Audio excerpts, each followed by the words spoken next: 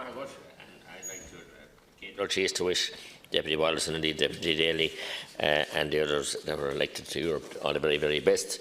I was here for Deputy Daly's maiden speech. I'm here listening to his leaving speech, so I hope he won't be gone too long, but I wish him well. I know there'll be good reps in Europe, and we'll miss him from the independent benches. I too, Minister, have major concerns about this ongoing situation relating to our army. First of all, the mistreatment of our army at home and our defence forces, and not publishing the pay commission report. And we see it every day of the week. We meet them in our clinics. They can't go on strike, but they're being treated appallingly. And I have worries here week after week. We're getting involved in different issues, Europe-wide and indeed United Nations-wide. And firstly, let me say that I'm proud of the record that we have had in United Nations missions all over the decades, all over the world, in many conflicts, and there are many in Clonmel, in the ONE and the different organisations that have been out in the Congo and elsewhere in many places, very dangerous and serious. But the wording in this is even blatant. You know, it's a battle group. That's what it's called. I'm sure they could call it some other kind of humanitarian, missions, or find some acronym or some better name than that. So we heard what Ms Merkel has said. So we shouldn't be signing up. And just because you have listed them in here in your script, or the countries you named them out here who are also joining up, that we should follow suit. We've been punished enough for being the good boys in Europe and for following the leaders and being cheerleaders. And we have, we have people in the battle group, namely Germany, Austria, Croatia, Czech Republic, Finland, Ireland, Latvia and the Netherlands. So we don't have to be the best boys in the class in Europe. We were that with the economy, and we allowed them to shovel money in here and completely mess up our economy. And then they fleeced us in the so-called bailout, which I voted against and bitterly opposed. So this is a more serious situation. We must support our troops for UN missions, certainly, but not in battle groups here and the kind of armoury and the kind of situation they'll be put into. And we've already had a debate last week, as I said, and sent them to Mali and places like that that are very, very, very dangerous.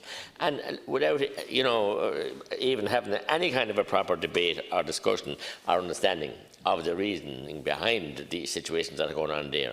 And as we said, many other speakers have said it, and we know it, we don't have people to equip the naval ships.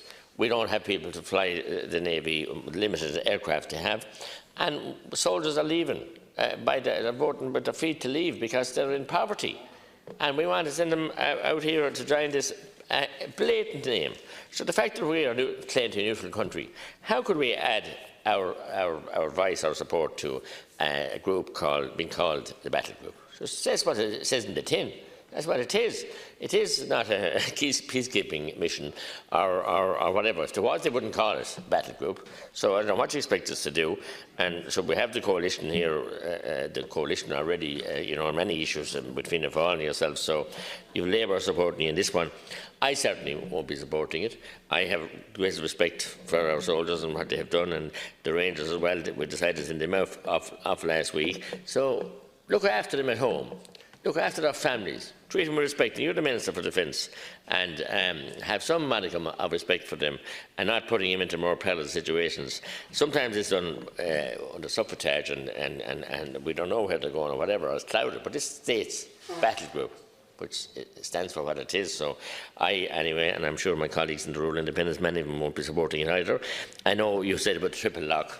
Triple lock is supposed to be a great thing. It's like a safety. It's like the braces and the belt, and the double braces and double belt. But no, again, it depends on the government of the day and the majority. Can push triple lock anywhere they like. Get the outcome as they desire, and do this. So we need to tread very cautiously here and examine, when you hear comments, the kind of comments we heard from Angela Merkel, whose country is leading up this, we need to tread very cautiously and make haste slowly and examine what. And also, as Deputy Wallace mentioned about the expanding use of Shannon here and as troops going to different war zones around the world, we're in a precarious enough time here, and we shouldn't, I believe, be putting our soldiers in that kind of perilous dangers. And indeed, appallingly, Minister, in the last 18 months, 2 lots of peacekeepers ready to return home were left stranded high and dry. and families waiting for weddings and for communions and different issues. Left high and dry. You said technical flaws. So respect them. Keep them at home where they're safe and have them apply to United Nations, yes, but not in this kind of a battle group. Thank you very much. That concludes.